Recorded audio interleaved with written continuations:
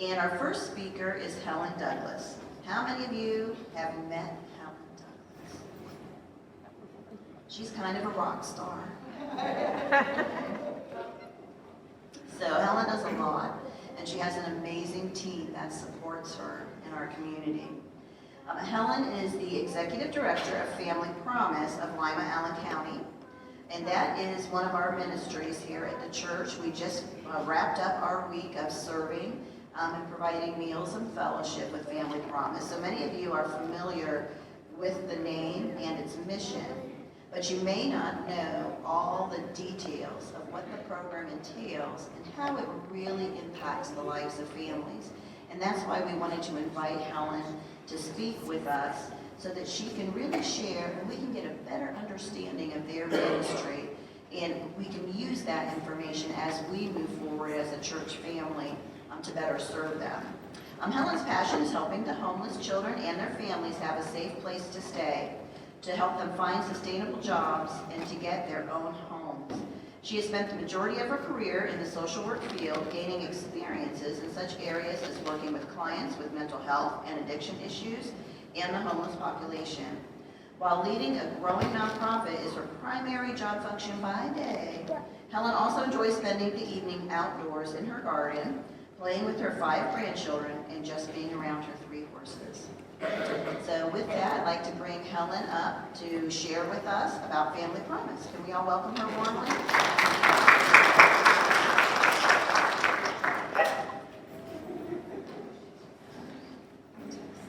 Well, thank you guys for having us.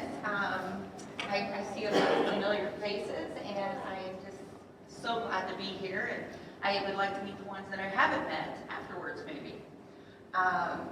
So anybody that knows me knows what it's about for me, right? It's those little ones right over there. They're the ones that drives my passion and really makes me come to work every day. Now, some days when I'm going home, they're what makes me leave quickly too. But for the most part, it's those kids right there that makes it all the while for me. You guys have been with us for a long time. Geez, we've been through some hurdles, haven't we? As an agency, those of you who knew that we were over on Pierce Street, we were in a really small, kind of dark, depressing building.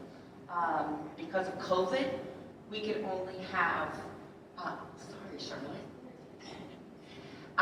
Because of COVID, we were restricted to only 2 families at a time. So that always meant we had a waiting list. That was one of my biggest things, is to tell a family who is homeless, I'm sorry, you will go on a waiting list and we'll get to you when we can. So there's been a lot of changes.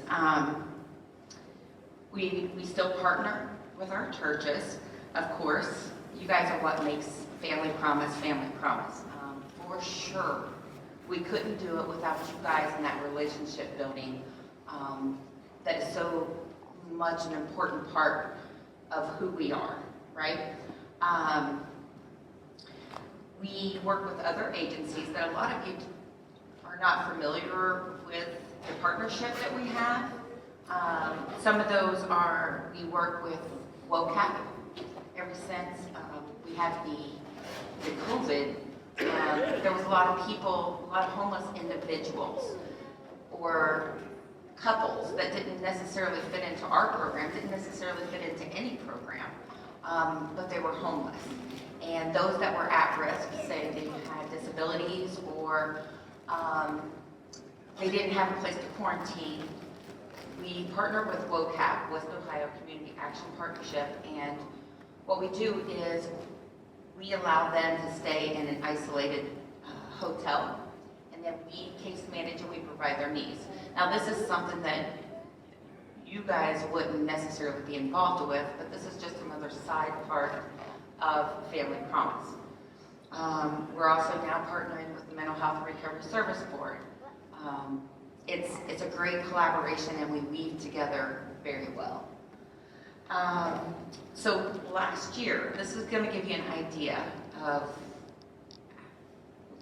who we served. Last year, we had a total of 172 people right? Out of that, 62 were children. Seems like a lot until you look at us now. With Family Promise growing, we are in a new building, a new facility. We are leasing part of the West Side UMC Church. I don't know if you guys are familiar with that. It's over on Gloria Avenue. So to say that we were in this tiny little depressing space into the building that we have now, over there, the kids had no place to play. We had to walk past a playground that we wasn't allowed to use. So how can you say that you're a family homeless shelter and not have a place for the kids to play? So in our new building, we have a gym. We have a full-size gym. Praise God. We have an outdoor playground. A young man named Cody, who was an Eagle Scout, he did a project where he built a playground for our kids. So it's like night and day for us. But just to kind of give you an idea, for the month of July, right? The month of July, we've served 1,162 meals. Unbelievable. August, 1,327 meals. God is good. We would never have been able to operate our program like that in the space that we were at before. Now, we can serve them breakfast and their lunch. We can serve their dinners, although we prefer the partnership with you guys. That's where we like you guys to come in, and that fellowship aspect that's so important for us. Not only do we have a new building, the building has 6 rooms. So that means I can house up to 6 families. How amazing. I can say that we do not have a waiting list.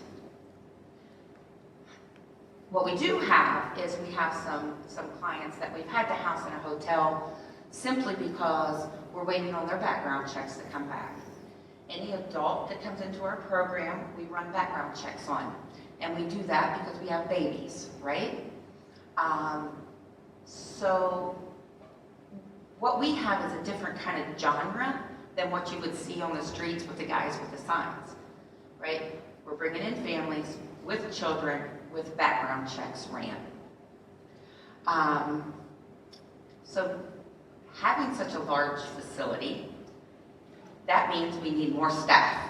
As part of our contract, it says that we have to have 24-hour staffing. Whew. Talk about a budget crunch there. We are up to 6 staff members now. A couple of them are sitting right there. Jamie and Randy are like my right-hand girls, okay? Randy's our new case manager. She's just stepping into the role. I say that she's stepping into the role professionally, but she's been doing the work well before that. She just didn't know it.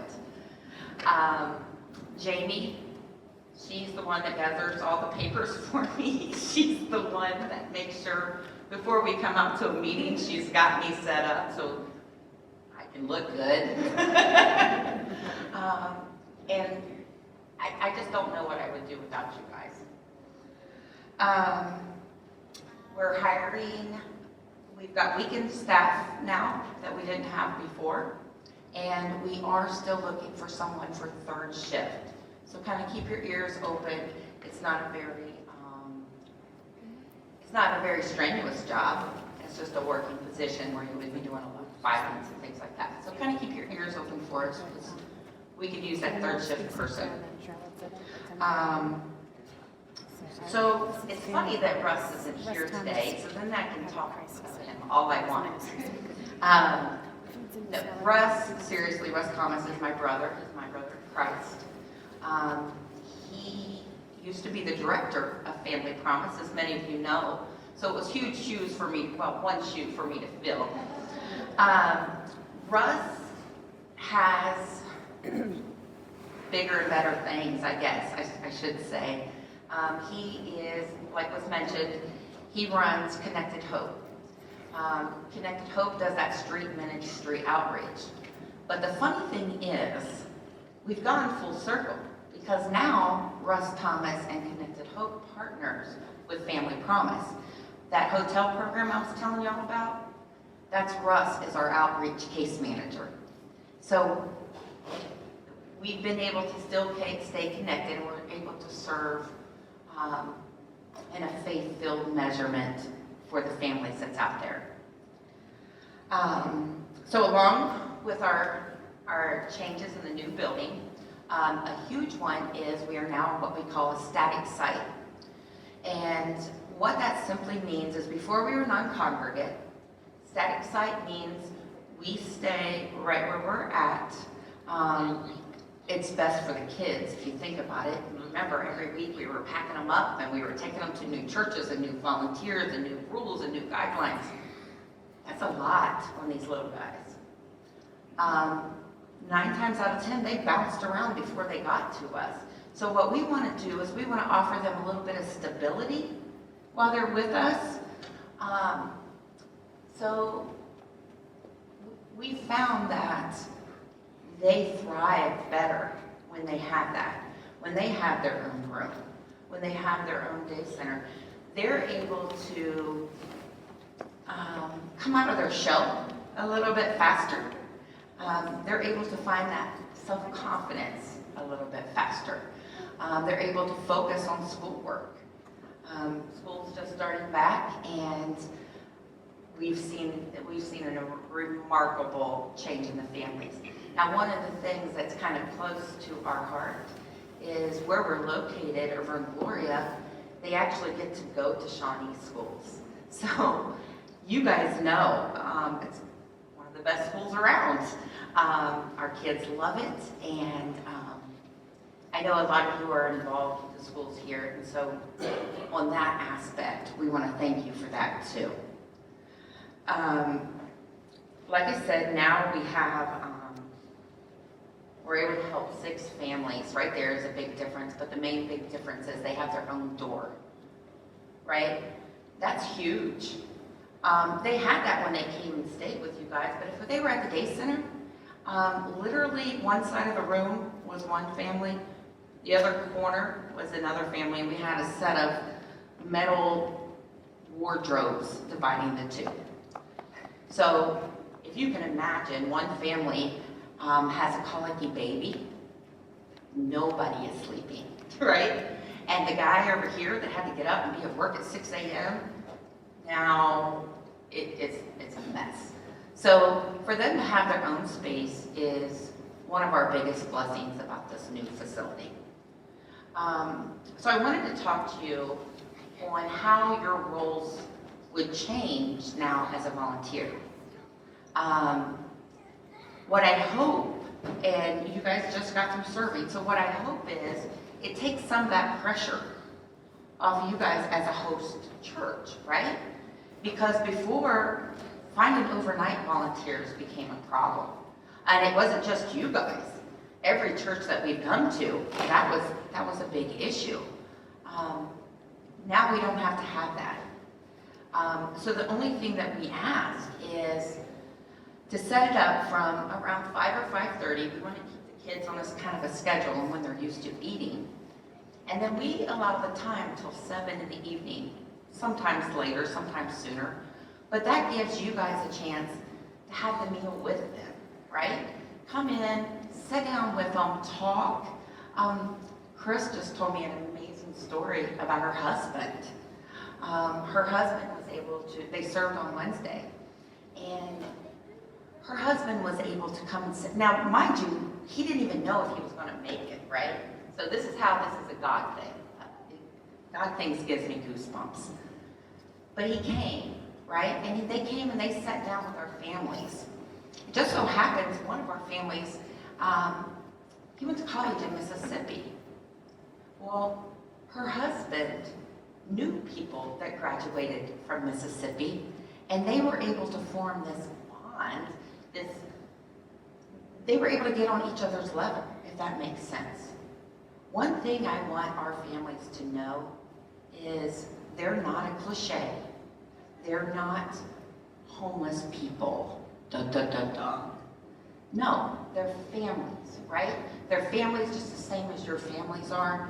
And I want you to come and sit down and enjoy our families. Because that's what they are. Once they come into the program, they're our families. We love them just as we would any other family.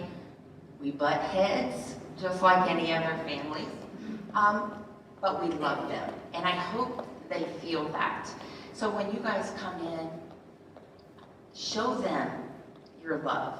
Show them your Christ-filled heart. And that, guess what? We're going to love them, and we don't expect anything from them in return. That's huge, because a lot of these families that come in, their culture, if you will, is if I give you something, that means I owe you. Not with us, right? We just want to love you. We just want to spend time with you, and we would just want to let them know they matter. So, along with those changes, there is now a volunteer training. A lot of you guys could do this in your sleep, right? You're thinking, training? I was here from the beginning. But what this is, it's from Family Promise National. There's Volunteer 101, Volunteer 102. And all that really is a refresher for folks like you guys, and to make sure that everyone coming in is on the same page. So we're going to set up a training to have you guys come in to go over those two trainings. You can take them online. We've got the link. In fact, actually, we have some volunteer applications over here, and that's different too. I know you guys haven't had to fill out a volunteer application before, but let me tell you why we're doing this. So there's a part down at the center, and what that is I want to know what your gifts are. I want to know what your passions are, right? Because I want to plug those in to how it could serve the families better. Our goal is, with Family Promise, is our volunteers that come in and spend time with our families, I want you guys to leave just as fulfilled as what you left with our families. And in order to do that, we've got to find your God gifts. We're also implementing what we're calling a blessing basket. Now, it's not just a physical basket, but what it is we're going to have a list of things of what our needs are, okay? You look over that needs list and say it is Bible stories. If you want to come in and tell stories to the kids, if you want to come in and read a book, do crafts. For you guys, we've got a lot of handiwork that needs done. It's just things like that.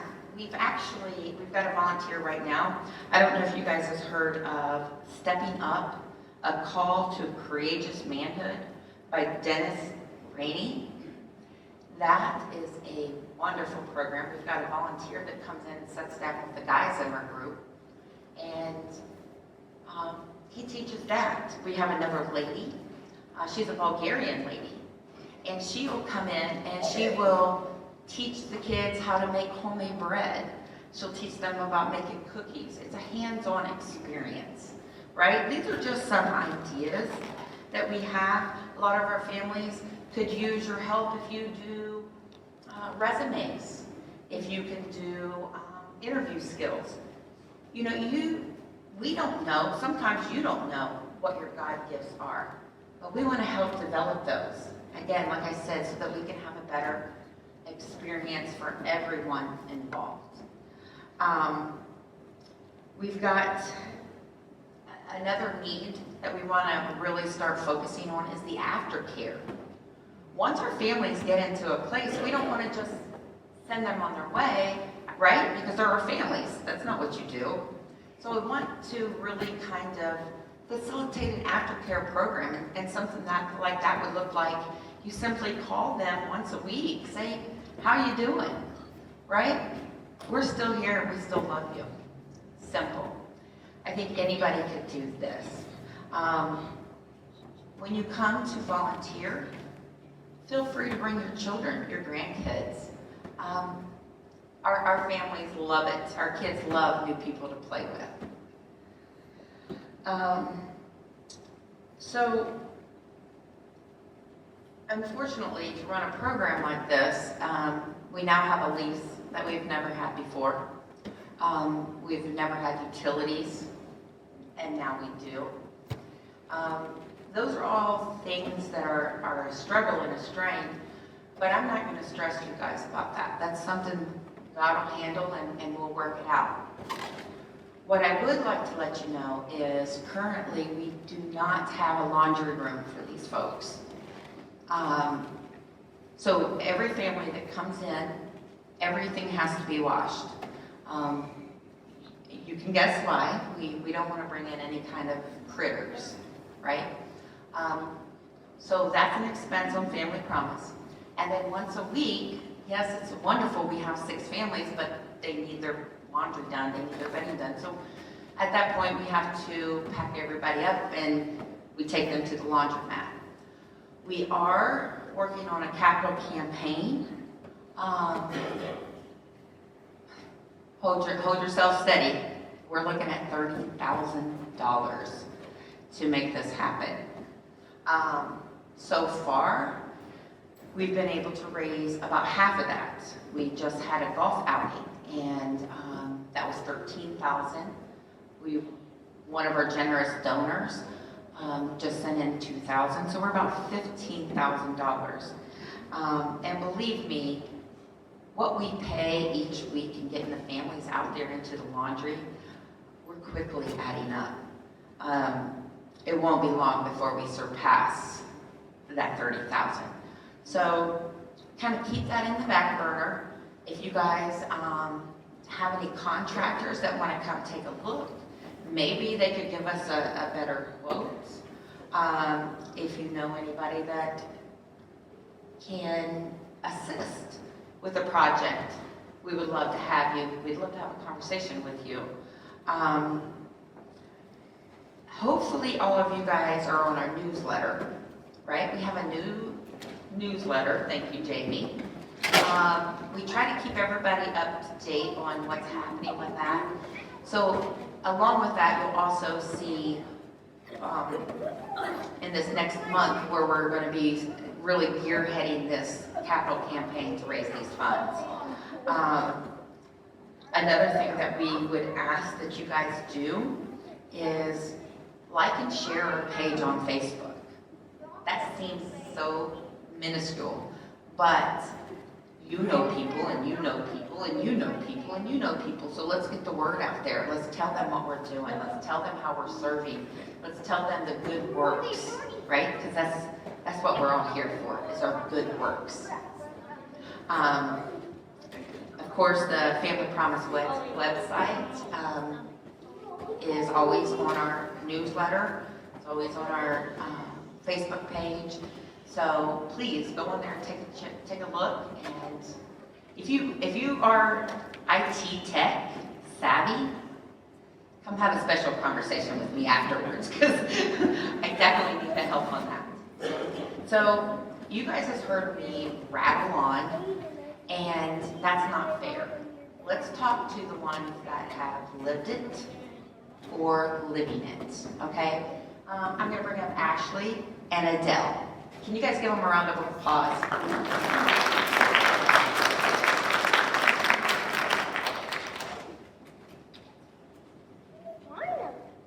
be honest, before we begin, I am not a good public speaker. Okay? But we will get through this together.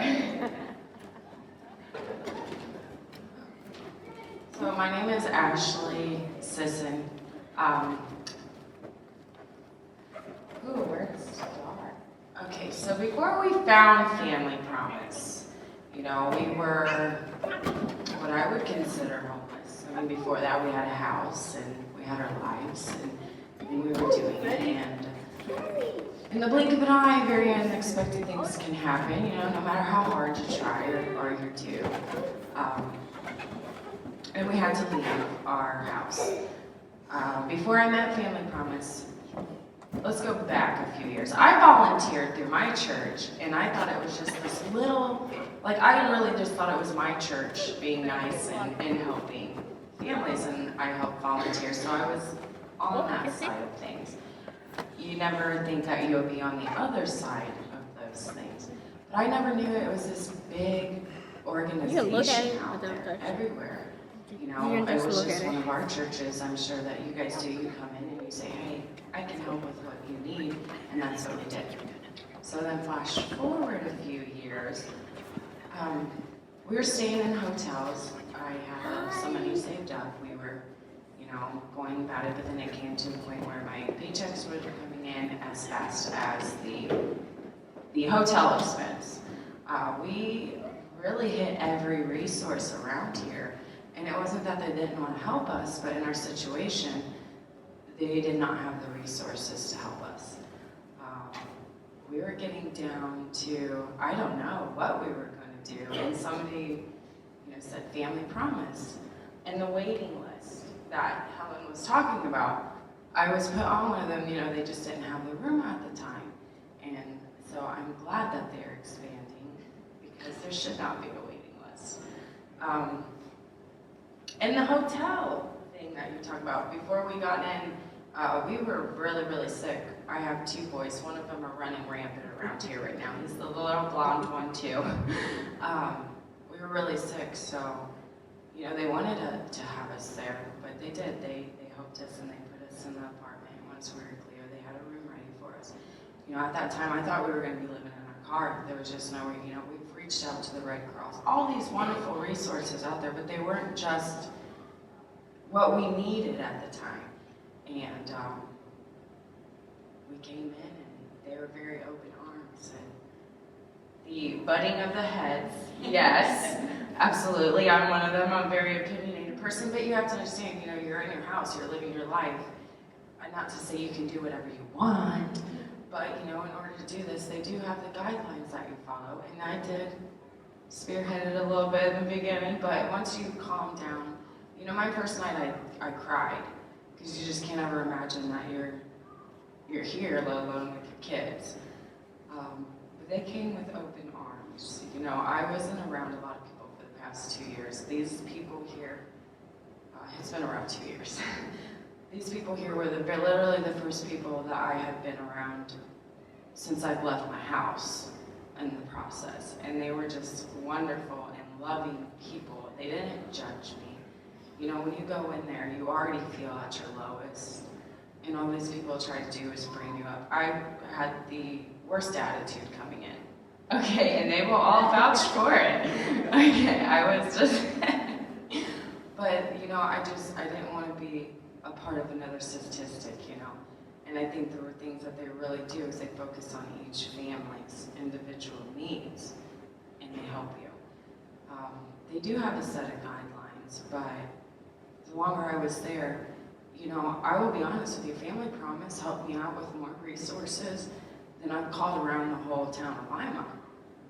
And Randy, I look at Randy because she was my go-to girl. Everything I needed, because I didn't know this stuff. I never needed this stuff. I didn't know it was out there. They put me in touch with WellCap. They really helped out. And we are in our apartment now. But I wouldn't have been, I told them before I came in, you know, I was at this for at least a month, just calling around, and I told them, I was like, well, if you can help me with whatever I haven't done in the past month, by all means, go ahead. And you know what, they did. They were wonderful people. You know, it was, when you come in, you feel like nothing. And the lowest, especially you have kids, you're a failure. You know, you failed them, not only yourself. But they made sure very much that my kids, like that transition, and they know how important I was to that. You know, Ollie did, he acted out a little bit, but they understood that, and they gave us they helped us. You know, I have a 2-year-old, and, and he runs rampant. But but they really, you know, he needs nap time, you know, and they really, really helped with that because everybody's seen if he didn't get a nap, it was crazy, and they just, I don't know, like you said, and I left, we're out, and they're we wrecked our car the other day. You know, they helped us get on this right back to where we needed to be, and then the unexpected happens, and, you know, they picked me up to be here today. They're still helping. Randy's just like, let me get all my resources. Let me see what I can do for you. Let's see what's out there. And I really thought when I exited, well, that's it. You know, you just get thrown out there and you're on your own again. And it's kind of scary after a while, you know, being there. We were there for 2 months, and, you know, I took all the resources and we used them. That's what when I have my attitude. They just said, Ashley, we're here to help you. If you use them, if you follow the resources and you do what you're supposed to, you will. And I promise you, as soon as I did, we took off, and we got out of there. And I tell everybody, I tried everywhere. I called around everywhere, but it's these people right here that gave me resources I didn't even know they had. I even told them, I said, give me your list of resources. I bet you I called them all. And then, you know, but they took my attitude and they understood where I was coming from, you know. They met me, they know that I'm not that big of a hard butt, you know, I'm a softie as well, but you're so stressed and you're so homeless and you feel all these things, and they stabilized it. You know, they were a big stabilizer, and they gave you, you know, you want to see the light at the end of the tunnel, but sometimes everything, and they kind of like shoved everything out of the way, and I could see the light at the end of the tunnel again. You know, they, WOCAP, I didn't know anything about WOCAP, I never needed these things, and they said, you know, you fill it out, they will help you, they will get you on your feet. I mean, when we came in, we didn't have shampoo, conditioner, deodorant, laundry detergent, any of that stuff, and they really provided it. They did wonderful. I told them, I said, if there's anything that I can do for them, I will do it, because they have no idea how much that helped us. They really don't. I tell them honestly, I don't know, because they were the last stop. We had nowhere else to go. So I'm glad I found them.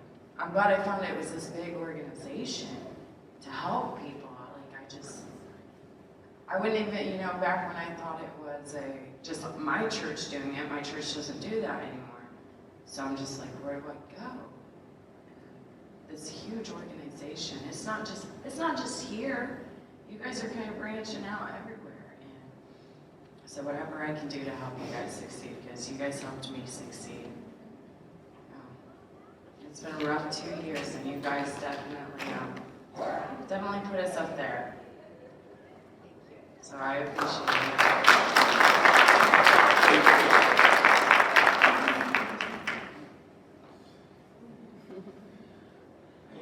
Hey, my name's Adele. I'm not going to be in front of y'all that long. I don't like talking that much, but I really do appreciate what Family Promise did for me and my family. I lost my house in June to an electrical fire, and I honestly thought that I was going to lose my kids because I didn't have a place to go. Called around Lionel, everybody's saying, you can come here, but your kids got to go somewhere else, and I was like, no, I just can't do that. So my last call I was going to make, and I'm not going to lie to you, I felt like giving up. Called Family Promise, and they jumped right on it. They came and picked me and my boys up, and now I'm about to get my own place. So I appreciate everything they did for me and my boys, because like I said, my boys is all I got. I had a daughter, I lost my daughter, so me losing my kids would have been the end of the world to me, but I thank God that I still got them. Family Promise, like I said, people tell me this and that about Family Promise, but you got to, you got to not listen to all the negativity, because honestly, these people have helped me more than my own family here has. So I appreciate everything, and I thank God for them.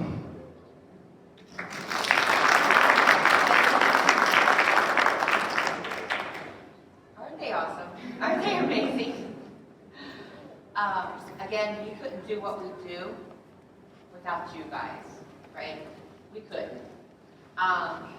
We're going to kind of make this a little more informal. And we're going to have like more of a question and answer kind of thing, right? I'm making them stay up here with me because if you guys have questions, feel free, ask.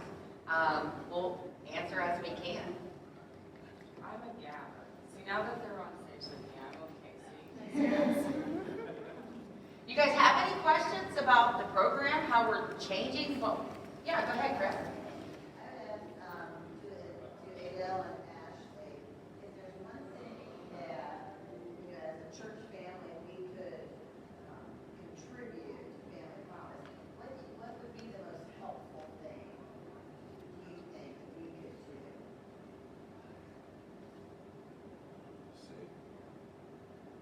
I would just say time, like somebody to talk to, because it's really having somebody to talk to when you're going through this situation is very important. Because honestly, when I came through the door, I didn't think I was going to have anybody to talk to. And I have met some of the fellows that came through, and they helped me big time, like get my confidence up, and I'm feeling better now. Yeah, I kind of agree with that. Just somebody to talk to and not feel judged. When you come in, you already feel at your lowest, and just having somebody there that you feel like you can talk to. I'll be honest, 2 years ago, me and my husband, we adopted out our third son.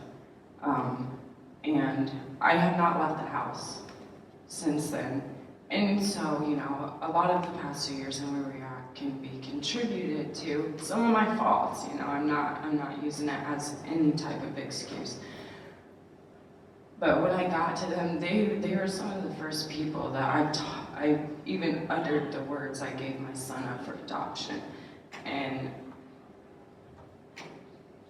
just the way they treat you is very, I don't think I would have got that anywhere else. So people are so many busy, or so wrapped up, or they believe what they believe, or, you can't really get past that. I can honestly say, I don't know if they agree or disagree with my choices, but they definitely were there for me. They put that aside. They seen that I was a human, and I still see it as, I made this mistake and it put me in this place. But they were the very first people that I came to and opened up about it, and that was the scariest part of it all. But once I did and I let it all out, they kind of, counseling. Yeah, I wasn't as angry. I was a very angry person. But I was just so scared, like, these people are going to help me, but then they're going to find out why I'm here. And, they didn't care what my excuse or what led me here. They're focused on getting us out, from counseling to the WOCAP, to, cooking, okay? I love that you guys came and helped cook because, with everything going on, being stressed out, sometimes we just don't want to do the village thing, okay? I love it, all of us being there, but sometimes you just don't. You want to come home from work, sit on your couch, relax, and not do anything. But here, you kind of have to work at that village. So when you guys came in and cooked for us, because I get off at 3:30, and then we'd have to cook by 5 for like 15 people. You guys, that's awesome. I loved it when you guys came in. And not just came in and, fed us, but you guys stuck around and talked, and you got to know each one of us. And I don't know, it just made me feel like a person again. So yeah, I really appreciate it. You guys got any more questions? Yeah. We did. So do they have job training, or so you can get on your feet. So do they help you find jobs? Or? Yeah, but we could always use a volunteer. Hint. What we're working on right now is 3 main programs, and that is financial, parenting classes, and keys to good tenancy, which means once you get into your place, how to be a good tenant. Those are the 3 main things that we're working on, but we're also trying to, honestly guys, we're building this plane as we fly, right?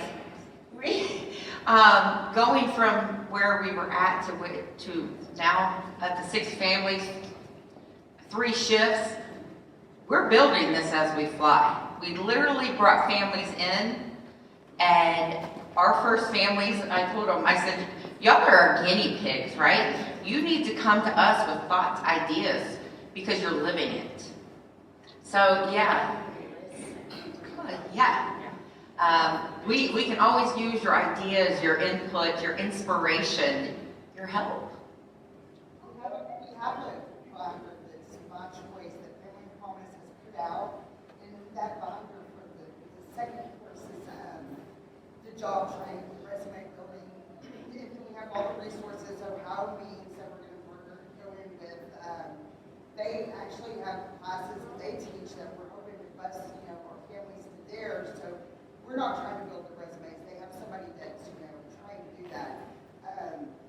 So the volunteer-wise, all of us are going to be on the same page as far as, these binders. You just look and they're going to be issued binders where anybody can take the binder, open it, and see where they're at in our in the program. So it's very easy to volunteer because it's just like, it's right there. They're just life skills that, some people just don't know. So. Did you guys all hear her? No. Okay. She's talking about now she's built a binder. We called it a welcome packet when they first come in, but it's going to have that accountability piece in there. It's going to have that, there's a course that can be taught to show resume building, job skills, how to search, how to go to an interview, how to dress. Just the basic life skills that sometimes people come in and they don't have. So we know we're not going to be able to,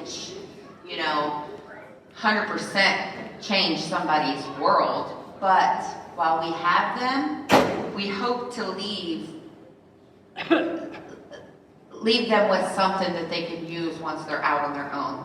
But accountability is a main part of Family Promise. I think that's the main confusion in places like this. People come in and, not all, but some people think that you go in and they're just going to do it for you. But what they do is they will provide you with every resource out there that they can, but they want to make it very clear that it's up to you to do those things, to use those resources. Because just like they're helping me after I leave, I'm going to have to keep doing those things. Before we got here, we may not have been doing it the best, but like Rangie, she sent me down and we came up with a whole budget. And now that I have rent, after here, we're going to go redo that budget. They're still staying with me to make sure that everything that they helped me learn while I was there, I'm going to continue to use after I leave, so I don't end up back, even though I miss you guys, So thank you, that was a great question. And that's the thing, I was going to come back and volunteer for them, because, I just feel like it's the least that I can do for the things that they helped me. So, does anybody have any more questions yeah, go ahead. Can you tell us a little bit more about the laundry room project from the standpoint of, regulations and guidelines? How much volunteer work can you have for that project? Does it have to be a contract that's based on some type of guidelines or organization?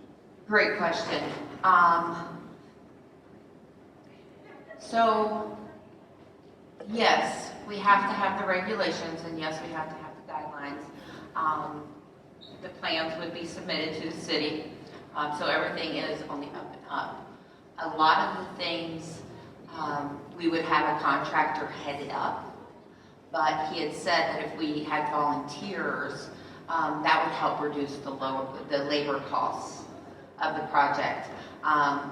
Obviously, there will be things that volunteers could not do, but the building is a big brick building, right? So there would be like cleanup and helping the professionals, I guess, if you will. So it's kind of a combination of both. Are you at the point in the process where you have the approved plans? And where are you in the process? I'm in the process of gathering estimates. I've asked 4 contractors to come in. 2 has brought back bids.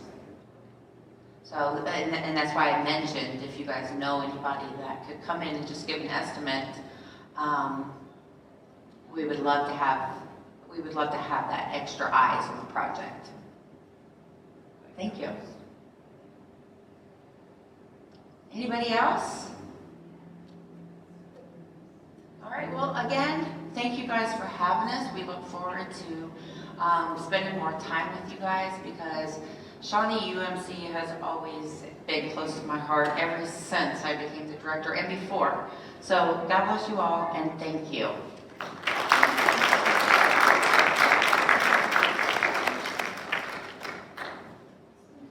Thank you very much. I think that was really helpful to all of us to get an idea of the complete program, the services you offered, and how you provide. And I want to thank our families for sharing. And I just want to let you know, we did serve with Rachel Dietz and her children, and Curtis and I served this week. And we had a chance to meet Adele and his boys and the other family that was in the program at that time. I just want to let you know that Adele has worked always. And on that day, he had walked from Gloria Avenue all the way to Lima Memorial Hospital because his car was on the fritz. But he had business to take care of, in his words, and it had to be done. He had to get some things done for his job. He walked all the way to Lima Memorial and all the way back. You know, they work hard, you know, to get out of that circumstance, and he has always worked. Sometimes life just happens, and things can change on a dime, and we have to remember that. And I just want to share with you, you mentioned your child being placed for adoption, and I will just share with you, I'm an adoptive mother, and I know the sacrifice that is. But I cannot thank you enough because there is someone who has received your child, who is loving that child, and you have filled their dream by doing that, and that they will be having a really good life. And know from an adoptive mother that we never ever forget the birth mothers who made that sacrifice so that we could have the family that we have always dreamed of. Okay, and you need to know that, because both of my children are adopted and they're the biggest blessing in my life, and they are now young adults living their life.